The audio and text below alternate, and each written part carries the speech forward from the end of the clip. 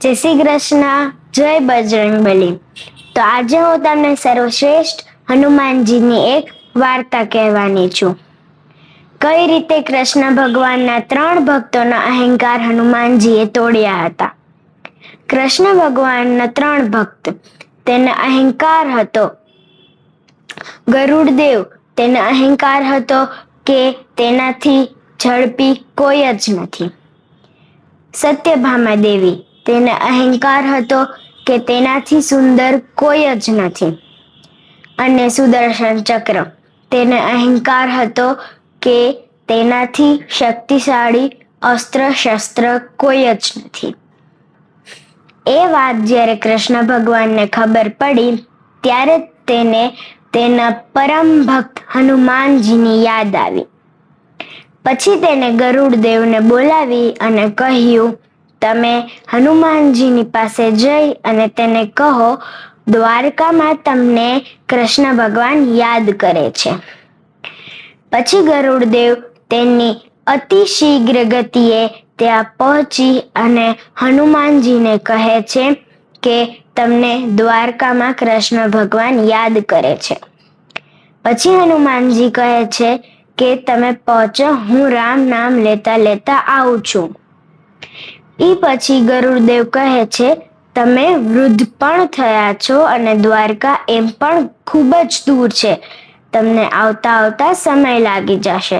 તમે મારી પીઠ પર બેસી જાઓ, હું તમને અતિ શીઘ્ર ગતિએ ત્યાં પહોંચાડી દઈશ.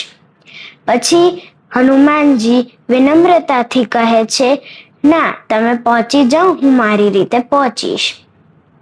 પછી ગરુડદેવ તેની અતિ શીઘ્ર ગતિએ સભામાં પહોંચે છે અને જોવે છે તો હનુમાનજી પહેલેથી જ ત્યાં ઉપસ્થિત હતા અને કૃષ્ણ ભગવાન સાથે વાર્તાલાપ કરી રહ્યા હતા. ઈ જોઈ અને ગરુડદેવનો અહંકાર તૂટી જાય છે.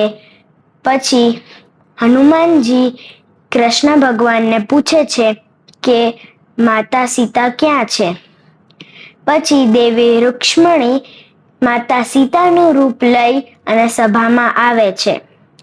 હનુમાનજી તેને પ્રણામ કરે છે અને ત્યારે જ દેવી સત્યભામા દેવીનો અહંકાર તૂટી જાય છે.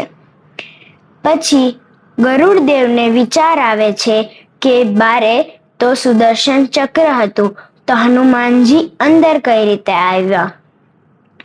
એ કૃષ્ણ ભગવાન સમજી ગયા ગરુડદેવને મનની વાત અને હનુમાનજીને પૂછ્યું કે તમને અંદર આવતા કોઈએ રોક્યા નહીં.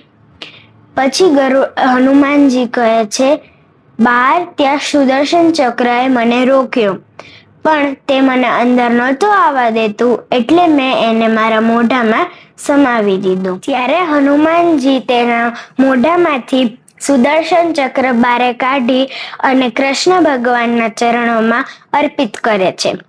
ત્યારે જ સુદર્શન ચક્રનો અહંકાર તૂટી જાય છે. તો આ રીતે હનુમાનજીએ કૃષ્ણ ભગવાનના 3 ભક્તોનો અહંકાર તોડ્યો.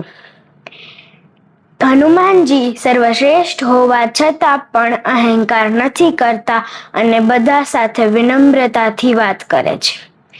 તો આજે હનુમાન જયંતીના દિવસે આપણે પણ બધાની સાથે વિનમ્રતાથી વાત કરીએ અને અહંકાર ન કરીએ. જય બજરંગબલી, જય શ્રી રામ.